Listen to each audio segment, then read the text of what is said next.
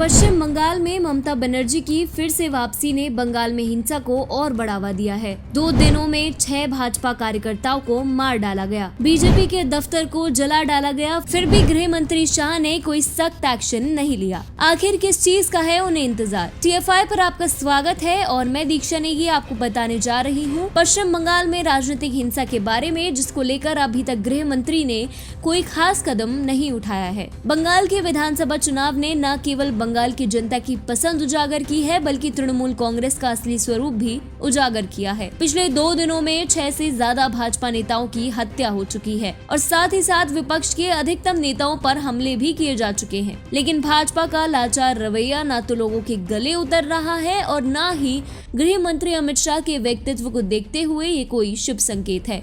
2 मई को विधानसभा चुनाव में सभी की उम्मीदों के विपरीत ममता बनर्जी की तृणमूल कांग्रेस ने 210 से अधिक सीटों पर कब्जा जमाते हुए लगातार तीसरी बार सत्ता पर कब्जा जमाया। इस बार न केवल वामपंथ और कांग्रेस का सुपड़ा साफ हुआ, बल्कि भाजपा को भी केवल 77 सीटों के साथ प्रमुख विपक्षी पार्टी के पद से संतोष करना पड़ा।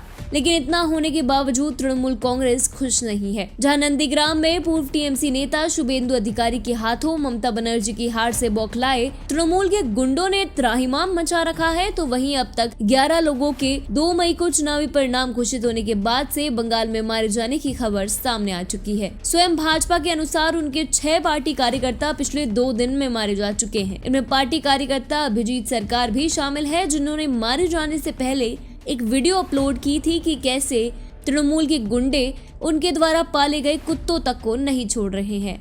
और इनमें एक वृद्धा भी शामिल थी जो अपने कार्यकर्ता बेटे को हिंसक भीड़ से बचाना चाह रही थी। इसके अलावा हावड़ा में भाजपा के कार्यालय को आग के हवाले कर दिया गया। लेकिन यह हिंसा केवल भाजपा तक ही सीमित नहीं है। कांग्रेस के विद्यार्थी यूनियन पर हमले से लेकर कम्युनिस्टों तक को तृणमूल कांग्रेस की गुंडाई का सामना करना पड़ रहा है। लेकिन इसके जवाब में भाजपा क्या कर रही है? गृह मंत्रालय द्वारा पूरी घटना को लेकर एक रिपोर्ट मांगने और 5 मई को राष्ट्रव्यापी धरना करने की घोषणा के अलावा भाजपा ने कोई भी ठोस कदम नहीं उठाया है। हालांकि खबर लिखे जाने तक गोवर्धन दास नामक वैज्ञानिक पर हमले के जवाब में गृह मंत्रालय ने अर्धसैनिक बलों की एक टुकड़ी अवश्य सहायता के लिए भेजी है। यह न केवल एक राष्ट्रीय महत्व की पार्टी के लिहाज से बेहद असंतोषजनक है, बल्कि गृह मंत्री अमित शाह की कद को देखते हुए भी निराशाजनक है। जिस व्यक्ति ने बिना किसी समस्या के कश्मीर घाटी में फिर से शांति के पुष्प खिलवाए, जिस व्यक्ति ने बतौर गृह मंत्री नागरिकता संशोधन कानून जैसे